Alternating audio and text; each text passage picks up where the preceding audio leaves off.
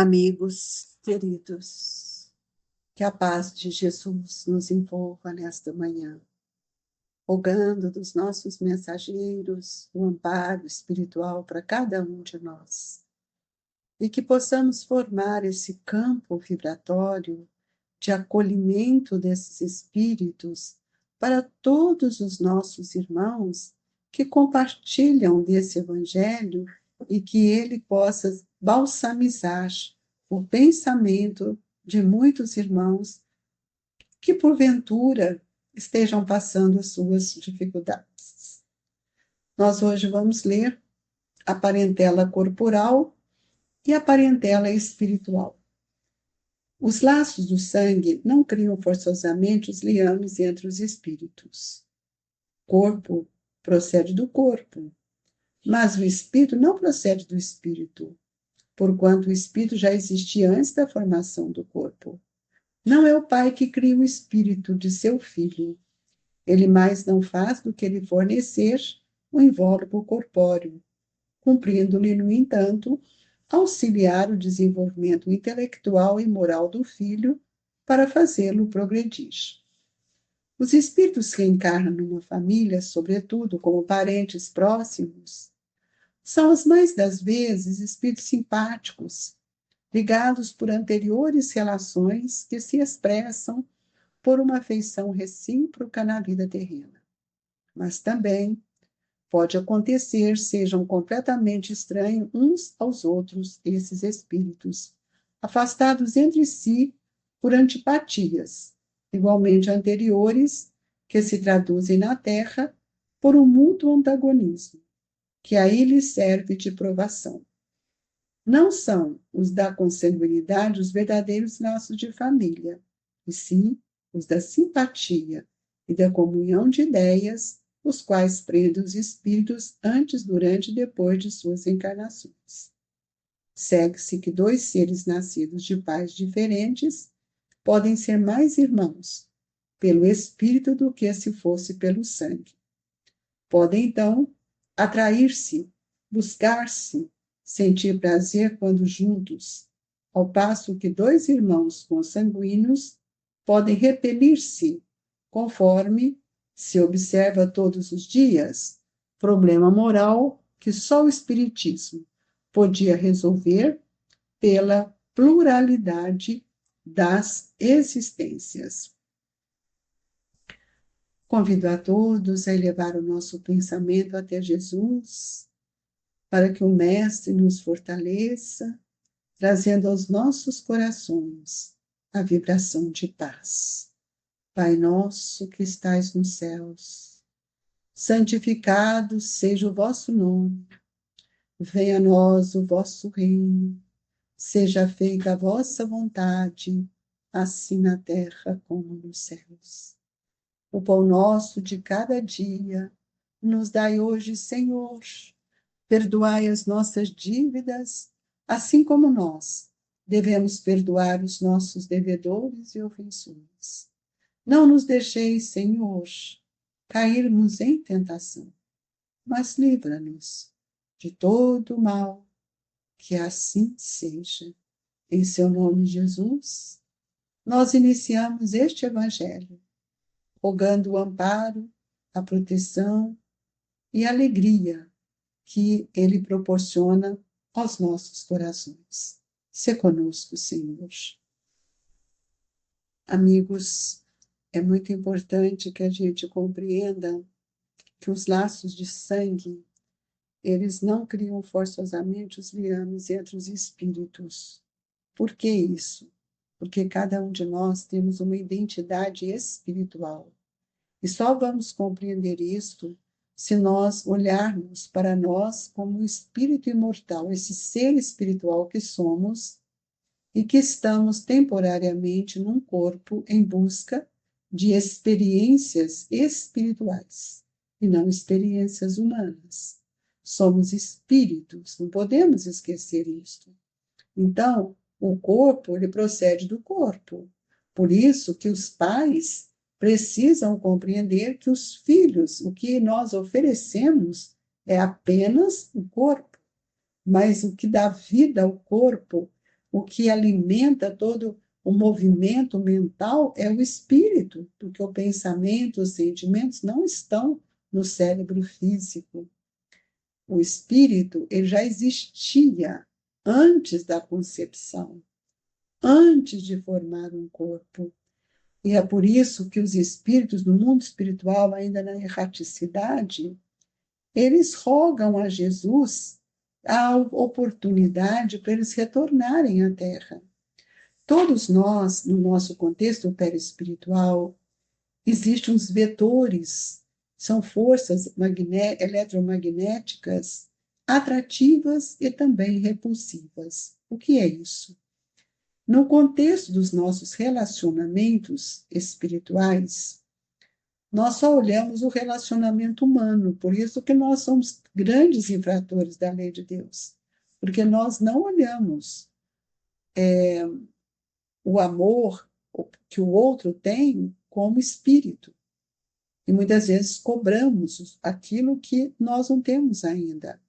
E é preciso saber que eu só dou aquilo que eu recebo, aquilo que eu tenho. Eu não dou o que eu não tenho.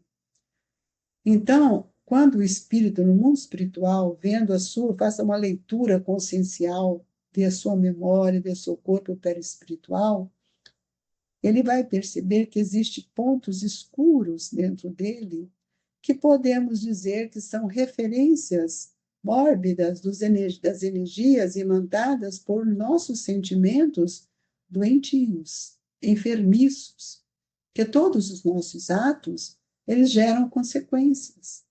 E para que a gente evolua, então, é preciso que a gente vá buscar aquele espírito que tem as mesmas referências no seu perispírito, devido aos nossos relacionamentos passados, do pretérito, e que nós precisamos modificá-los. Por isso que muitas vezes nós falamos que a educação do espírito é essencial, porque ela modifica os quadros de memória quando tem uma educação fundamentada na verdade. Então, os espíritos que encarnam numa mesma família, sobretudo de parentes próximos, são muitas vezes espíritos simpáticos, que estão ligados por anterioridade, por ligações afetivas que já tivemos em outros momentos de nossa evolução. Mas também nós temos aqueles espíritos que muitas vezes não têm simpatia, têm grandes dificuldades no âmbito da família.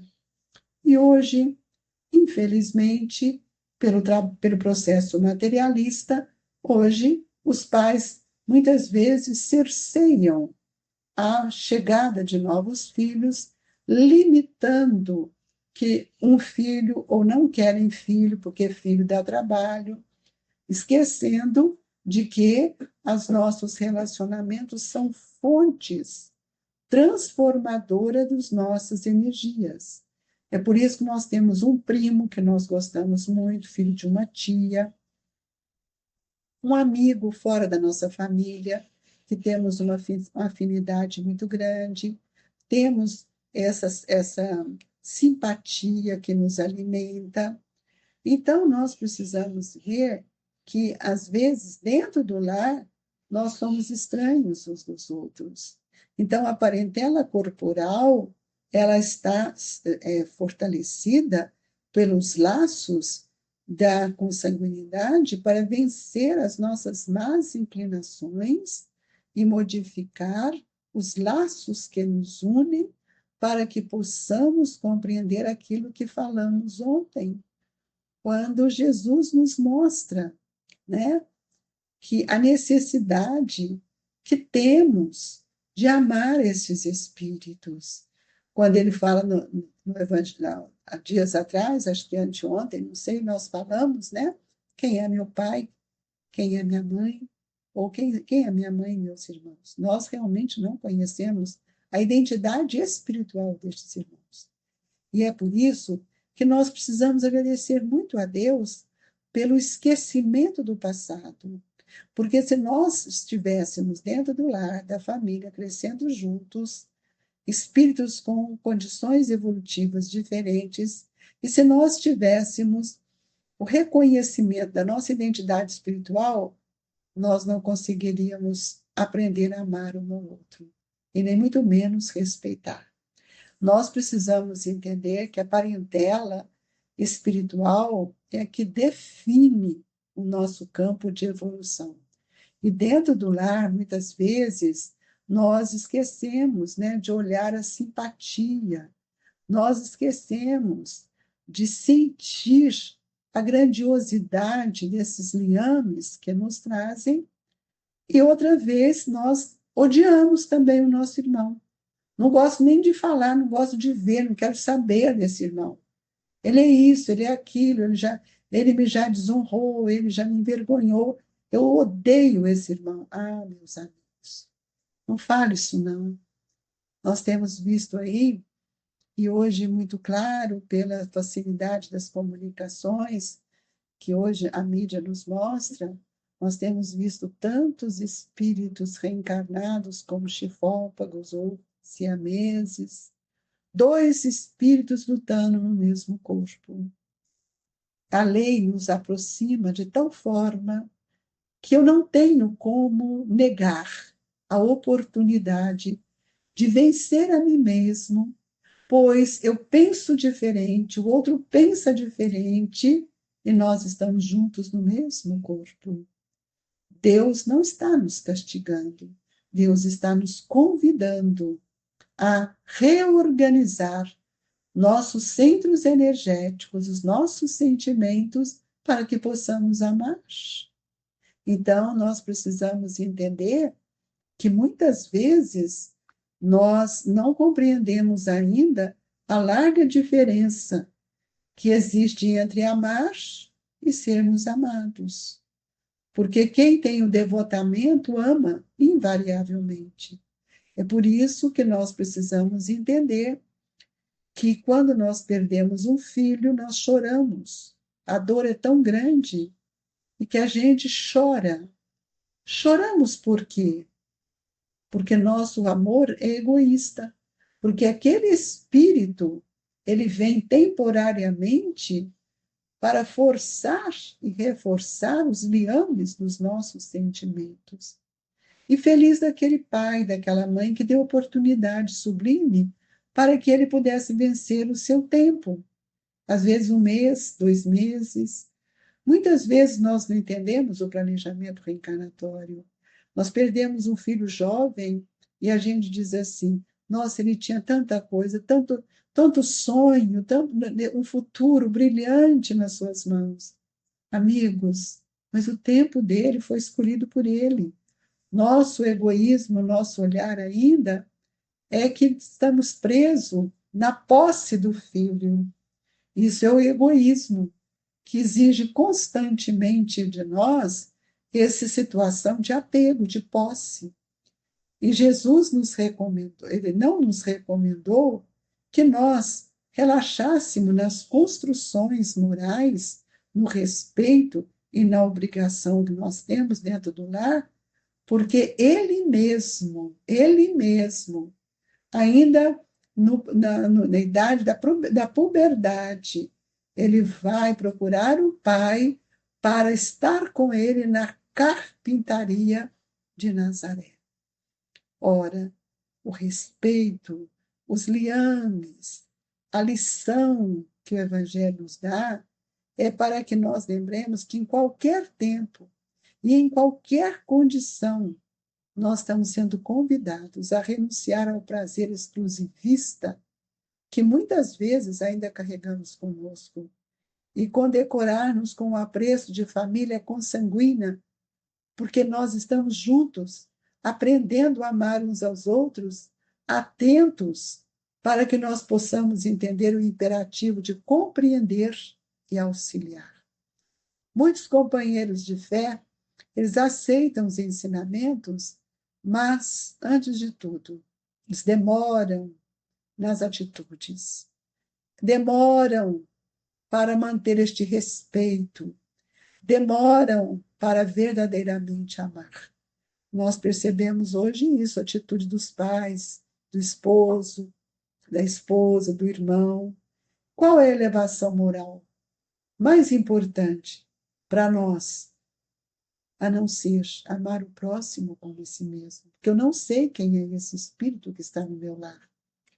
E é por isso que no Evangelho nos mostra, não são os da consanguinidade os verdadeiros laços de família, e sim os da simpatia, da comunhão de ideias, os quais prendem os espíritos antes, durante e depois das encarnações.